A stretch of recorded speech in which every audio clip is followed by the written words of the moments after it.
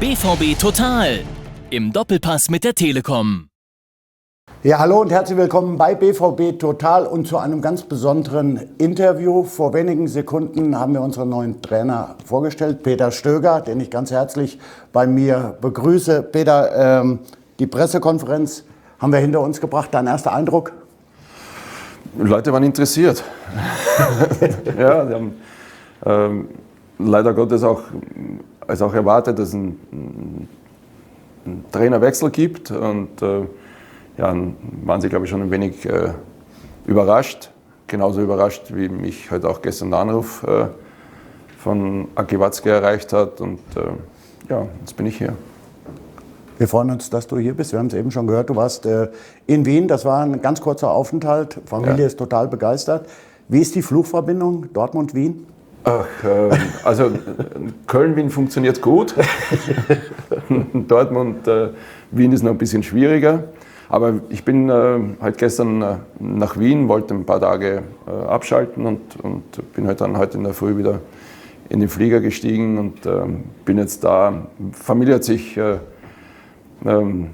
sehr auf mich gefreut, muss ich sagen. War eine kurze Verweildauer, war aber dann trotzdem, so wie ich auch, wirklich überaus glücklich, dass es diese Situation gibt, hier beim BVB die Möglichkeit wahrzunehmen. Also insofern ist alles gut.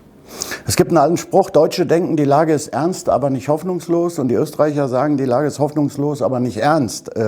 Wie willst du es schaffen, der Mannschaft in der nächsten Zeit den Spaß und das Selbstvertrauen wieder zu vermitteln? Ich glaube,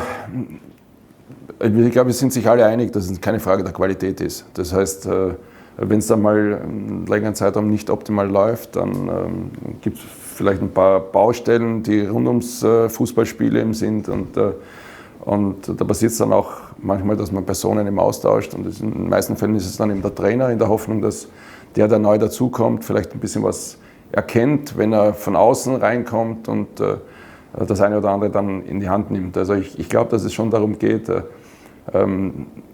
den Jungs klarzumachen, dass sie außergewöhnliche Qualität haben. Das haben sie immer wieder mal gezeigt, aber das haben sie vor allem auch in dieser Saison schon gezeigt. Und wenn dann so ein abrupter Cut ist in der Saison, dann hat es für mich zwangsläufig logischerweise nicht mit Fußball zu tun, sondern es sind vielleicht ein paar Dinge, die nicht optimal sind. Und an diesen Rädchen müssen wir alle drehen. Da bin ich jetzt nicht der Heilsbringer, aber ich bin derjenige, der halt dann vorangehen wird und diese Aufgabe immer angehen wird. Du hast schon zweimal eine Mannschaft in der Saison übernommen. Hilft dir vielleicht die Erfahrung davon oder in der jetzigen Situation? Das mag jetzt vielleicht ein bisschen komisch klingen. Ich glaube, das meiste, was mir hilft, ist die Qualität dieser Mannschaft. Und das muss man rausholen. Also ich glaube, dass das eine außergewöhnliche Mannschaft ist mit sehr, sehr vielen Spielern, die individuelle Qualität haben, Spiele entscheiden zu können.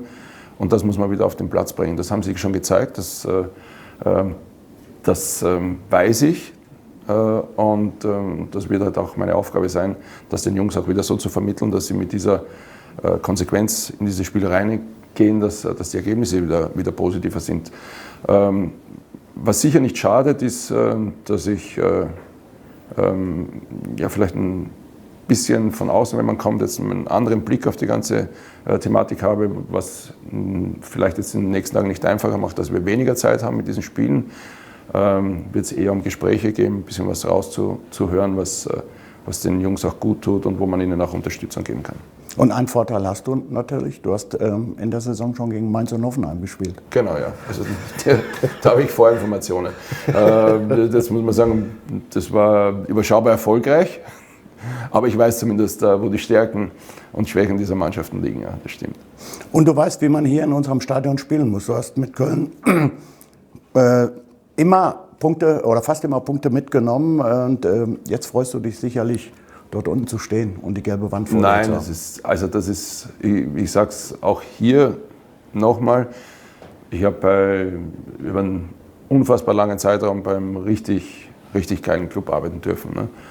Und trotzdem, wenn man dann schaut, was hier in Dortmund abgeht, welche Größenordnung dieser Club logischerweise hat, mit seinen Erfolgen, mit diesem Stadion, mit dieser gelben Wand, welche Macht und welche Kraft hier liegt. Und wenn man dann noch dazu zählt, welche Grundqualität diese Fußballmannschaft hat, dann ist das ganz einfach etwas, wo du dahergehst, nicht lang drüber nachdenkst, was bedeutet das, sondern man sagt so, diese Aufgabe nehme ich gerne an und freue mich wirklich drauf. Und das werden die Kölner Fans sicherlich verschmerzen, weil sie feiern gemeinsam mit den BVB-Fans. Jetzt bist du weg, darüber ärgern sich, aber ich glaube, den BVB, da können sie mitleben. Also ich kann mit dieser Entscheidung für mich auf jeden Fall sehr, sehr gut leben, das ist das eine. Und ich bin wirklich sehr verwurzelt auch in Köln und weiß natürlich um die Sympathie auch für den BVB und weiß auch, dass es sehr, sehr viele Menschen in Köln gibt, die mir diese Situation hier, dass ich diese Möglichkeit bekommen habe, dass mir die auch gegönnt wird, das weiß ich auch. Ja. Wir hatten ja mal einen Österreicher beim BVB, Wolfgang Feiersinger, mit dem hast du zusammen in der Nationalmannschaft gespielt. Hat er dir damals schon was von Borussia Dortmund erzählt? Also ich finde, dass der Sali, wie er bei uns heißt, Wolfgang, außergewöhnliche Karriere hier gehabt hat. Und das sage ich auch immer wieder in Österreich, von dem, was ihm dann zuteil wird, an Aufmerksamkeit, an Anerkennung, weit unter Wert geschlagen wurde. Er hat in einer super Mannschaft gespielt, hat riesige Erfolge gefeiert. Und ich habe ihn auch vorletztes Jahr, habe ich ihn auch im Trainingslager getroffen mit dem 1. FC Köln in Kitzbühel. Also wir tauschen uns schon immer wieder mal aus. Ich weiß jetzt nicht genau, also wir haben natürlich über diesen Club gesprochen, wie außergewöhnlich der Club ist. Aber ich glaube, keiner von uns hat damit gerechnet, dass ich dann hier mal über diese Gespräche erzählen darf, weil ich hier Trainer bin, sondern das ist schon wahrscheinlich damals nicht in den Köpfen gewesen. Weißt du, dass wir auch Gemeinsamkeiten haben, wir beide? Ja, also ich war ja auch mal beim FC. Ja, ja. Und wir haben beide 2 Tore in Pokalendspielen geschossen. Wirklich? Du hast allerdings 3 Spiele dafür gebraucht. Okay. Nicht nur 1. Gratuliere. Als Trainer vom FC Köln hast du natürlich auch die rheinische Lebensart kennen und schätzen gelernt. Inwieweit hast du dich schon mit der westfälischen Mentalität auseinandersetzen können oder kennst du sie überhaupt? Ach, ich kenne sie so natürlich nicht. Ich bin auch jetzt in Köln mittendrin im Geschehen gewesen. Ich liebe diese Mentalität. Es gibt alles her. Das ist Lebensfreude. Es macht ganz einfach Spaß. Sage ich, in Köln zu leben, macht einfach Spaß. Aber ich bin ein offener Mensch. Das heißt, ich bin jemand, der auf die Leute zugeht. Und deswegen gehe ich einmal davon aus, dass ich relativ schnell auch feststelle, wie die Leute hier ticken und ob das, so wie ich halt grundsätzlich gepolt bin, dass das auch einigermaßen gut ankommt, aber davon gehe ich eigentlich aus. Wir auch. Die größte Umstellung wird wahrscheinlich von Kölsch auf Pilz sein, aber das kriegen wir irgendwie hin. Aber Pilz kenne ich aus Österreich, also insofern ist das auch okay. Wunderbar, vielen Dank. Schön, dass du hier bist. Wir wünschen dir natürlich und der Mannschaft viel, viel Erfolg und das war's vom BVB Total. Tschüss, macht's gut. Vielen Dank, Peter. Dankeschön.